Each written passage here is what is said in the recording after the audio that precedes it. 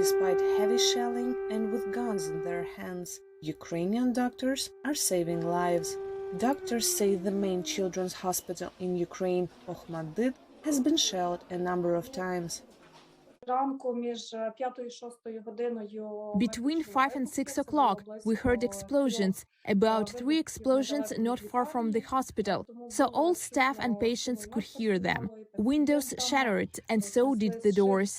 Our neurology office was destroyed. Right now, we can't work there because the ceiling collapsed. But we keep helping people, we keep consulting, we still admit people to hospital, just in other buildings, in other parts of the hospital.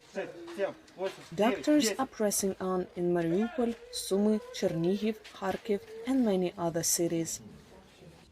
We're holding tight and try to do our job as best we can. When we are in ORs operating and we hear explosions, we try to keep calm and pray.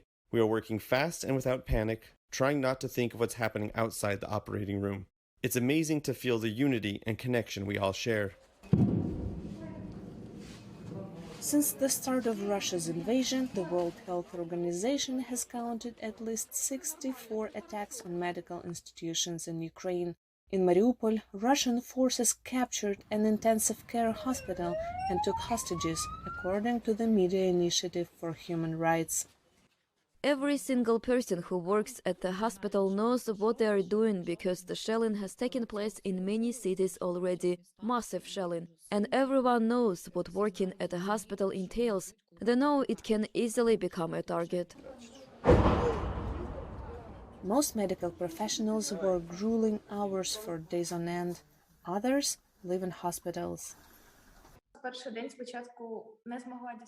When the war started, on the first day, I couldn't get to my workplace. And when I did manage to leave the house, it took me 3 hours to get there. So I decided to just leave at the hospital. We have a shelter here and people who can always help. Thanks to volunteers and private organizations, members of the hospital staff, at least for now, are getting what they need. Supplies of food and medications into hospitals have been working very well. Both companies and volunteers are making food for hospitals or delivering groceries so that we can make food here. Much of the humanitarian aid is coming to hospitals from abroad, including from the US and Europe.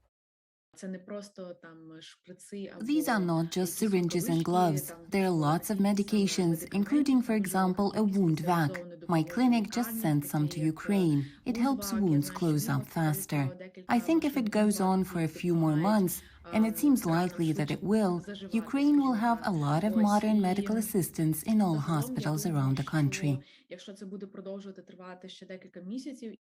Like many Ukrainians, doctors are closer and resolute. To be honest, I never thought my colleagues and I could unite like this. We are like a large family, but when you're working side by side for days in a row, you realize these are your people, they will help. We will definitely win. We are waiting for victory every day, and we will do everything in our power to bring the victory closer. Meanwhile, the World Health Organization warns that Ukraine's health facilities are stretched beyond capacity as new patients keep coming and humanitarian needs grow. Maria Prus, VOA News, Washington.